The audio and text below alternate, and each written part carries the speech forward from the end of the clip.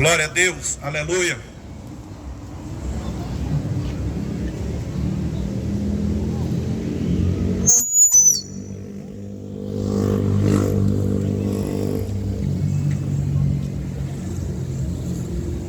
Aleluia. Eu quero saudar e cumprimentar a todos os meus irmãos e aos amados ouvintes com a paz do Senhor Jesus. Eu gostaria de fazer a leitura da palavra de Deus que está escrita no livro de Mateus, capítulo 27, do versículo 45 até o versículo 50. Evangelho de nosso Senhor e Salvador Jesus Cristo, que está escrito em Mateus, capítulo 27, do versículo 45 ao versículo 50, que assim nos diz a palavra do Senhor. Desde a hora sexta até a hora nona houve trevas sobre a terra. Por volta da hora nona, clamou Jesus em alta voz, dizendo: Eli, Eli, lama sabachthani, o que quer dizer: Deus meu, por que me desamparaste? E alguns dos que ali estavam ouvindo isto diziam: Ele chama por Elias. E logo um deles correu a buscar uma esponja, e tendo-a embebido de vinagre e colocado na ponta de um caniço, deu-lhe a beber. Os outros, porém, diziam: Deixa, vejamos se Elias vem salvá-lo. E Jesus, clamando outra vez com grande voz, entregou o Espírito. Glória a Jesus. Estamos em um período de festa, mas em uma festa, como foi dito, que perdeu o seu verdadeiro sentido, que é a Páscoa. Muitos lembram a Páscoa como um período onde iremos comer muito pão de coco e beber um vinho. Ou muitas vezes a Páscoa ela é lembrada como um coelho e os ovos de chocolate. Mas talvez para a minoria ela traga a lembrança da morte de alguém chamado Jesus Cristo.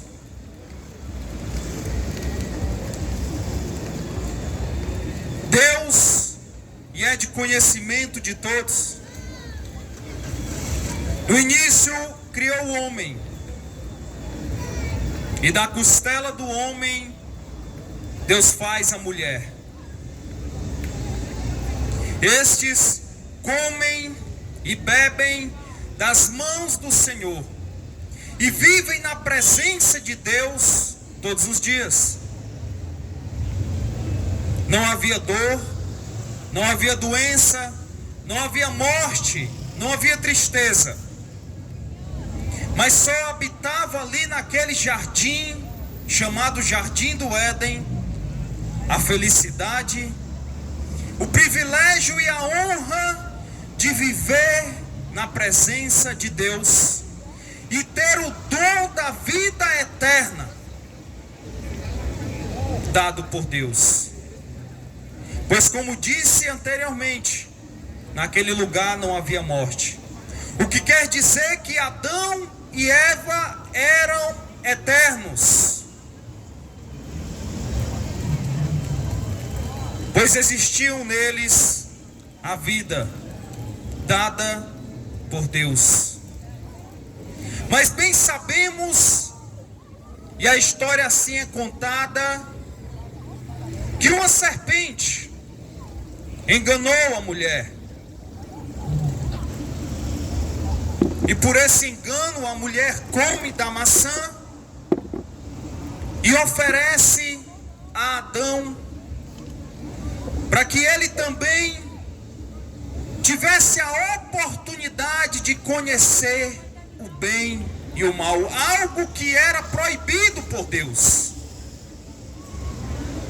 E Adão, persuadido pela mulher, prova daquela maçã, daquela fruta saborosa. Com isso, Adão e Eva abrem as portas daquela felicidade, daquele momento singular com Deus, para que a morte viesse a fazer parte das suas vidas, perdendo eles o dom da vida eterna dada por Deus. Com consequência disso, eles perdem também a aliança que tinham com Deus, de poderem estar perto de Deus, de poderem conversar com Deus, de poderem ter as suas vidas ligadas ao reino de Deus, ao reino dos céus.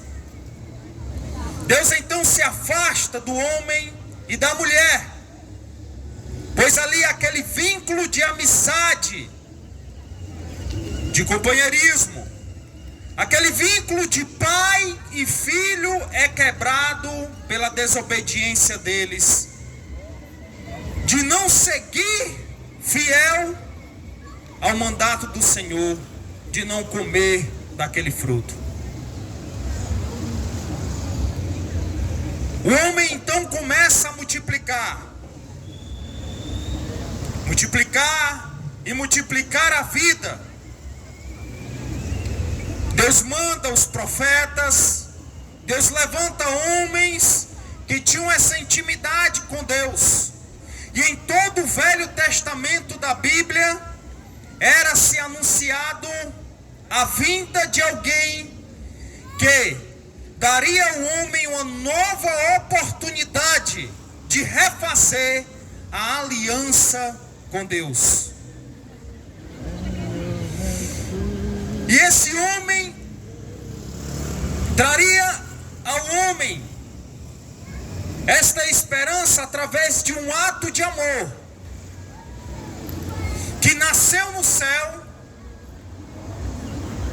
e que veio até esta terra e habitou e andou entre nós, chamado Jesus Cristo.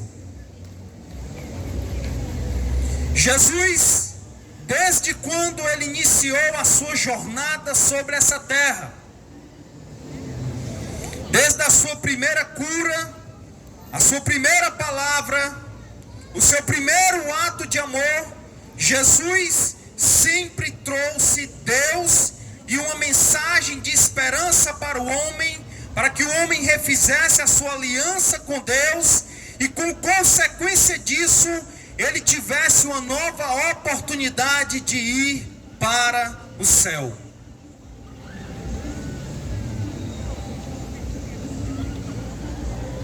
Ele sempre denominando-se como filho, como amigo e como servo de Deus.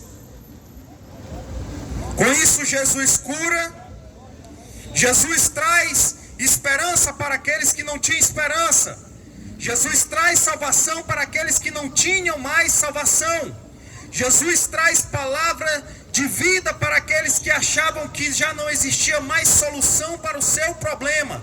Jesus traz uma palavra de luz para aqueles que achavam que para suas vidas só havia a escuridão. Jesus traz um novo caminho para aqueles que achavam que suas vidas já estavam no fim.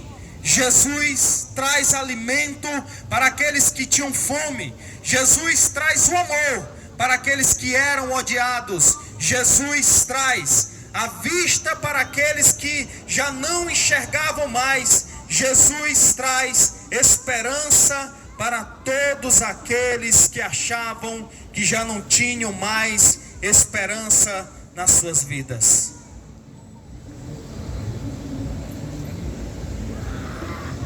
E sempre com a sua vista olhada para a cruz, sempre o seu destino final, a cruz.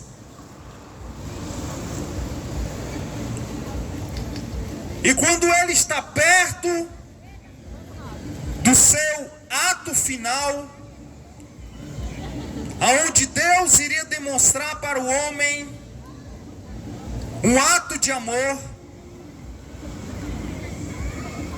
ele se reúne com os seus discípulos. E em uma mesa, Jesus pega o pão e parte entre aqueles 12 discípulos. E ele diz: aquele que não comer da minha carne, não terá parte comigo. Pois o pão que ali estava representando o corpo de Jesus Cristo. Logo depois ele pega uma taça de vinho e ele faz com que todos os seus discípulos bebam daquele vinho. E ele diz: aqui está o meu sangue, que é dado por vós. Bebam e façam isso em memória de mim, em memória do meu amor por cada um de vocês. Olha a representação do pão e do vinho. O corpo e o sangue de Jesus. Logo depois, ele vai para um jardim chamado Jardim do Getsemane. Ele leva com ele Pedro, Tiago e João. E ali ele põe os seus discípulos a orar e se afasta deles para orar. Quando ele começa a sentir que o seu tempo está próximo dele ser preso, pois Judas já estava o traindo, o vendendo por 30 moedas, ele volta até os seus discípulos e encontra eles dormindo.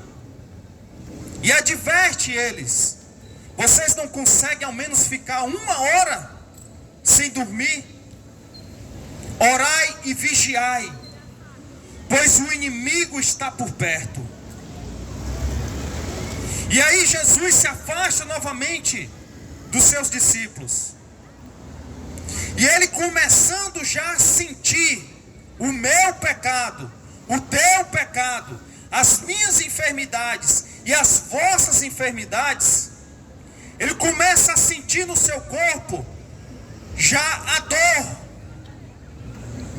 de carregar todos os nossos pecados e todas as nossas enfermidades sobre ele. A ciência conta que Jesus estava tão atormentado, veio um temor tão grande sobre ele. Ele, sentindo o peso sobre a sua vida, ele começou a transpirar sangue. O pavor era tão grande que ele começa a transpirar sangue, porque ele iria enfrentar uma batalha muito grande, em obediência a Deus, que está escrito em João capítulo 3 e versículo 16. Porque Deus amou o mundo de tal maneira que deu seu Filho unigênito, para que todo aquele que nele crê não pereça, mas tenha a vida eterna.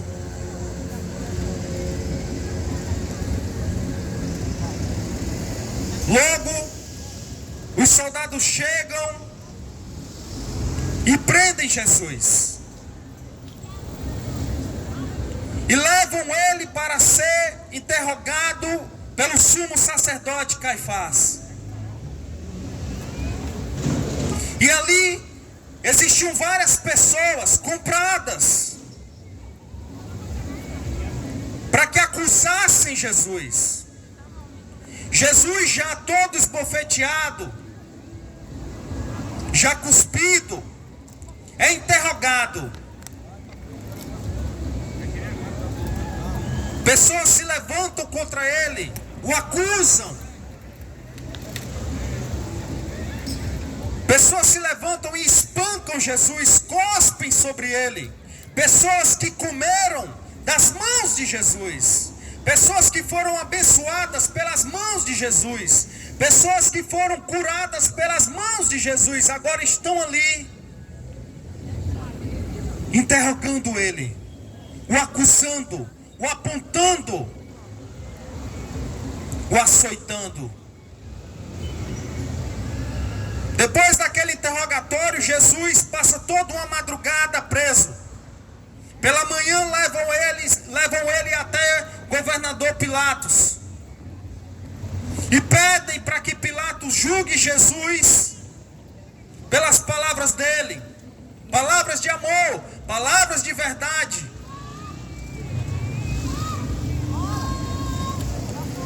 Pilatos, sem saber o que fazer, manda que Jesus seja julgado pelo rei Herodes. O mesmo rei que, quando Jesus estava para nascer, mandou que matassem todos os primogênitos, porque achavam que já havia promessa, já havia as palavras que Jesus viria como rei para reinar ao povo judeu. E ele, com medo, manda matar todos os primogênitos, mas Jesus escapa, pois Deus manda Jesus sair de Nazaré e nascer na Galileia. Aí Jesus lá está, diante de Herodes. Herodes começa a questionar Jesus, e ele calado. Herodes pede para que Jesus demonstre os milagres, e ele calado. Herodes, não vendo nenhuma ação de Jesus, começa a blasfemar com ele, chamando ele de impostor, e devolve para Pilatos. Levam Jesus de volta para Pilatos e dizem: olha, Herodes não quis julgá-lo, então cabe a ti, como governador, julgá-lo, matá-lo. Pilatos chama Jesus até um confessionário e começa a conversar com ele. Me dizes quem tu és? Tu és o rei? Tu és realmente rei? Ele disse: o meu reino não é desse mundo. Porque se fosse desse mundo, os que andavam comigo não deixariam que eu estivesse preso. Mas o meu reino não é neste lugar. O meu reino é nos céus. Aí ele diz: tu falas de uma verdade. Tu tens pregado sobre uma verdade. Quem é essa verdade? Que verdade é essa? Ele então olha para Pilatos e fica calado. Ele não responde, sabia por quê? Porque a resposta já estava diante de Pilatos. Ele era a verdade. Então a verdade estava ali diante dele. Pois quando ele falou para os seus discípulos: olha, não se turbe o vosso coração, crede em Deus, crede também em mim. Na casa de meu pai há muitas moradias, se não fosse assim, eu não vos teria dito. Mas eu vou vos preparar lugar, para que onde eu estiver, estejais vós também. Aí um deles questionou: Senhor, como podemos saber para onde tu vais? E como podemos chegar aonde tu vais ou encontrar o caminho? Ele disse: eu sou o caminho, eu sou a verdade, eu sou a vida, e ninguém vai ao Pai a não ser por mim. Pilatos pega Jesus, e por ser naquele momento estarem no meio da festa da Páscoa, ele diz: como é de tradição, toda Páscoa eu coloco 2 prisioneiros e deixo que o povo julgue quem dos 2 será solto. Aí lá vem Barrabás. Fica Jesus de um lado, Barrabás do outro.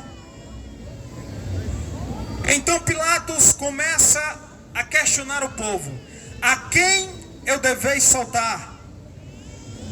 Jesus Cristo, a quem se denomina o Rei dos Judeus, ou a Barrabás, um assassino que tem causado problemas para a sociedade?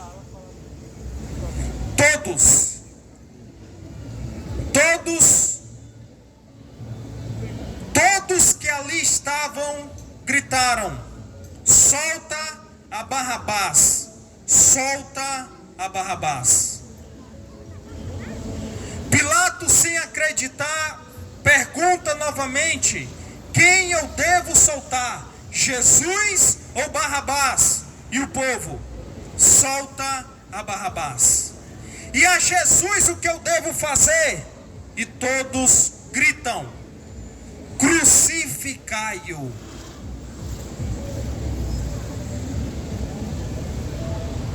Pilatos, por entender que Jesus era um inocente, manda açoitá-lo.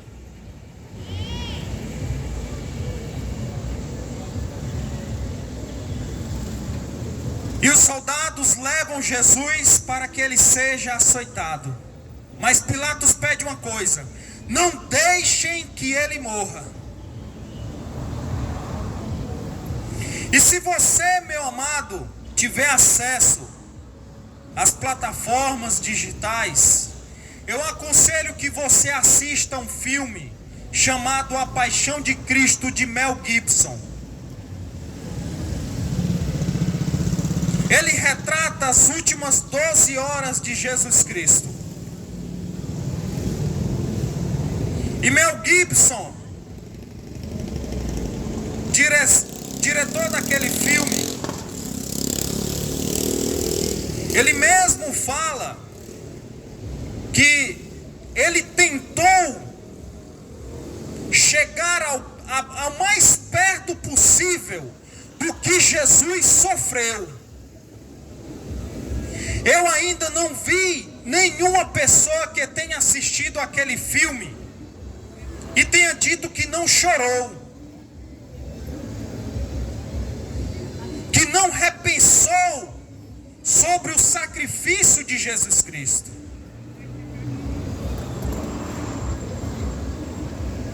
Porque são cenas muito pesadas do que Jesus passou, do que ele sofreu, do que ele foi constrangido, do que ele foi acusado, do que fizeram com Jesus, da humilhação que ele passou por mim e por você. E ele retrata que ali não chegou, somente chegou perto do que ele sofreu, pois se buscar o que realmente ele sofreu, foi muito pior do que aquele filme retrata.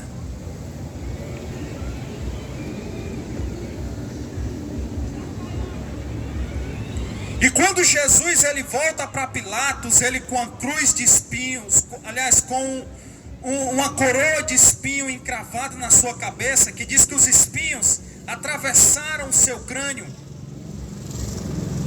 Ele com seu corpo todo cortado,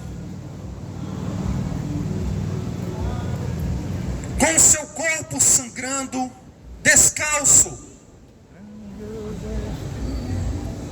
todo rasgado, coberto com uma manta vermelha, aonde depois os soldados escarneceram dele, lançaram sortes sobre aquela manta que estava sobre Jesus. Ele, diante daquele povo sofrido, o seu sangue escorrendo, ele sem conseguir ficar em pé. Pilatos pergunta: pronto? Já não é o bastante como ele está? E o povo gritava: crucifica-o, crucifica-o.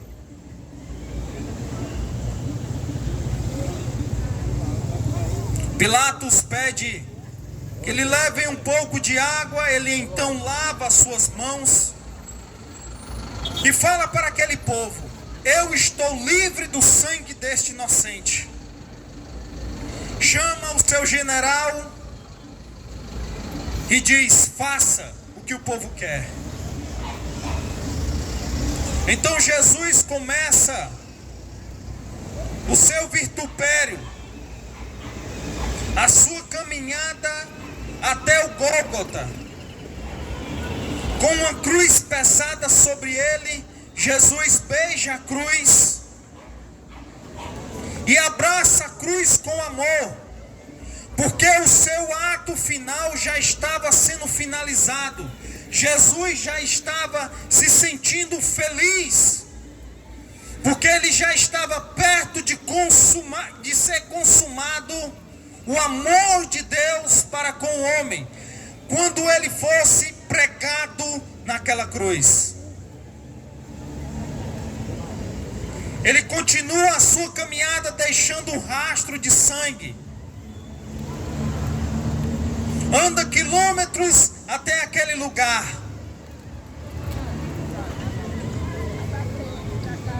Quando ele chega ali na cruz, os homens atravessam as suas mãos com cravos e os seus pés com cravos. Levantam Jesus àquela cruz. E ele, ainda amando, porque ele era o maior, ele é e sempre será o maior sinônimo do amor.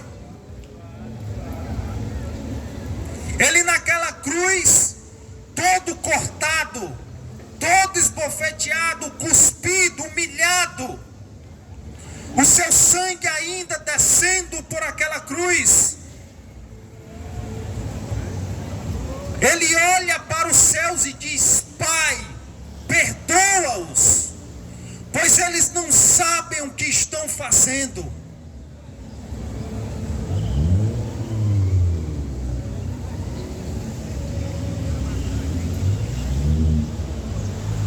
E quando chega a hora nona era 3 horas da tarde. Jesus disse: está consumado. Quando o sangue de Jesus, que foi louvado aqui, você tem um valor. Quando o sangue de Jesus, ele é derramado em todas as cabeças, em todas as vidas daqueles que já haviam morrido, daqueles que estavam vivos e daqueles que viriam a nascer, ele diz: está consumado. Pronto, Pai, eu já paguei os pecados daqueles que nasceram e morreram, daqueles que nasceram e estão vivos e daqueles que nascerão. Todos os pecados já estão perdoados, todas as enfermidades já estão curadas, através do meu sacrifício. Pronto, Deus, pronto, Pai, agora a aliança pode ser feita, basta que o homem creia no meu sacrifício, na minha palavra, e entreguem as suas vidas a mim.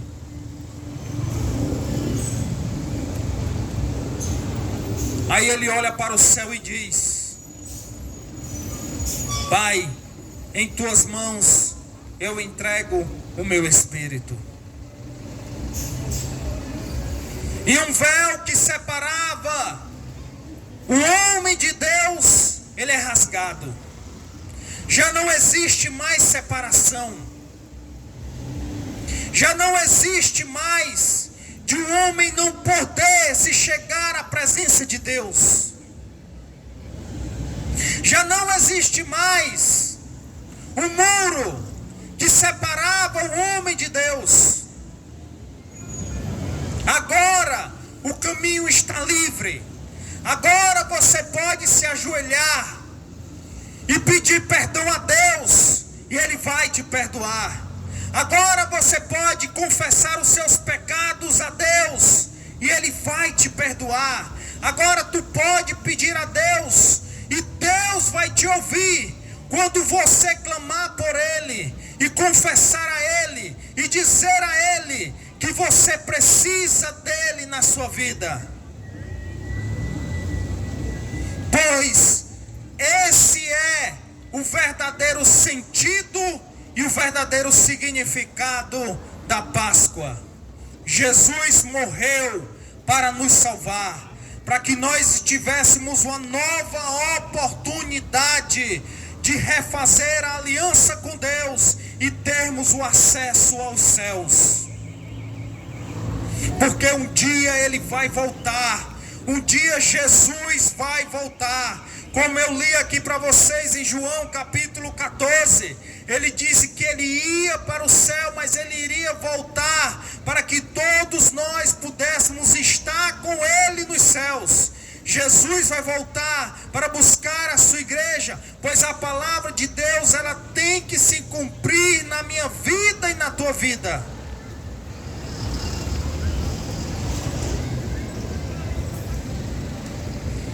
Aceita Jesus Cristo, meu amado. Entrega a tua vida a Jesus. Enquanto é tempo.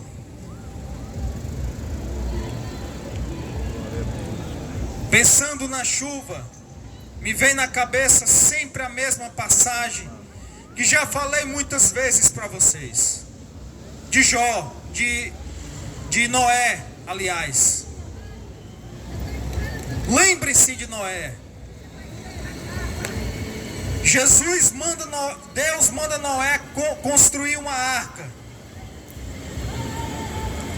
E concomitante a isso, Deus manda Noé avisar ao povo que Deus iria destruir a terra com água, porque o homem estava em pecado e em desobediência a Ele, e o homem não queria mais dar crédito à voz de Deus. Noé começa a construir a arca e a falar para o homem que Deus estava prestes a renovar a terra com água, e todos aqueles que não entrassem na arca iriam perecer. Os homens chamaram Noé de louco. Os homens não deram ouvido à voz de Noé.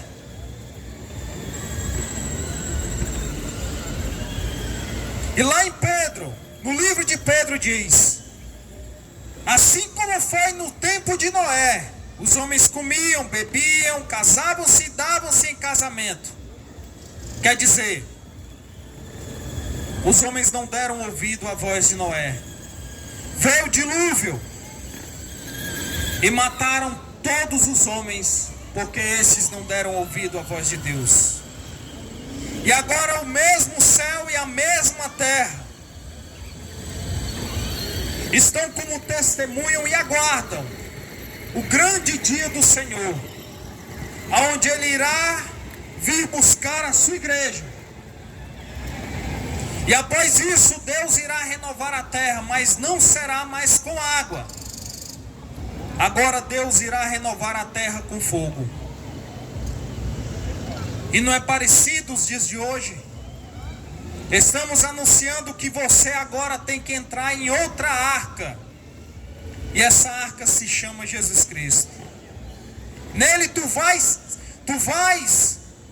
se salvar desse dia que o Senhor irá renovar a terra com fogo. Mas muitas vezes você não tem dado ouvido. Muitas vezes você tem dado as costas. Noé não sabia qual era o dia e nem a hora que Deus iria renovar a terra com água. E nós muito menos não sabemos qual é o dia que o Senhor irá renovar a terra com fogo.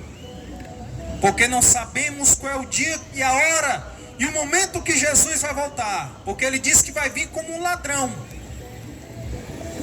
Ele vai vir como um relâmpago. Ele vai vir como um piscar de olhos. Vai ser de surpresa. E todos irão ser pegos de surpresa por Jesus. Eu peço que Deus abençoe a você, meu amado, e que essa bênção se estenda por toda a tua família. Eu quero agradecer a oportunidade. Que Deus abençoe a você cada vez mais. E eu agradeço essa oportunidade em nome de Jesus. Amém.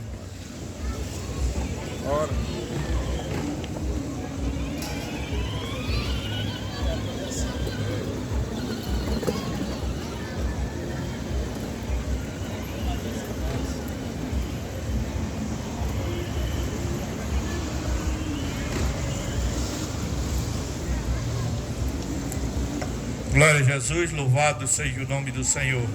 Nós somos gratos a Deus de Ele ter conseguido de estar aqui. Fizemos o que Ele nos mandou a fazer. E isso nos agradecemos pela essa maravilha da bênção nesta noite. Ele concedeu quanto a nós e a você que ouviu a palavra de Deus através desse som. Que Deus vos abençoe a você. Nós vamos findar orando ao Senhor, agradecendo pela sua maravilha e o seu amor para com todos nós. Oramos, Senhor Deus e nosso Pai, Pai do nosso Senhor e Salvador Jesus Cristo. Senhor amado, Senhor da glória, nós te louvamos, Pai, de ter cumprido, Senhor, com a tua ordenança de estar aqui, levando a tua palavra a este povo, Pai. Ó Deus Santo, é porque, Senhor, tu nos disseste que ouçam que deixem de ouvir, mas preguem a minha palavra. E aqui, Pai, nós o fizemos conforme tu nos ordenaste, Pai da glória. Ó Deus Santo, Deus Eterno, abençoa todos que estão nessa praça, cada família, Senhor, e os que ainda vão vir, Senhor, seja a tua graça abençoadora, abençoa a cada comerciante, a cada família nesses condomínios, a cada família aqui nesses lares aqui atrás, derrama da tua graça e do teu amor, Pai. Agora nos leva para o nosso lar, Pai, nos guarda e nos abençoa, nos dá uma noite de santa graça e alegria do Espírito Santo, é o que te pedimos e te rogamos desde agora e para sempre. Santo nome do Senhor Jesus Cristo, teu Filho amado, que vive e reina eternamente. Amém, amém e amém.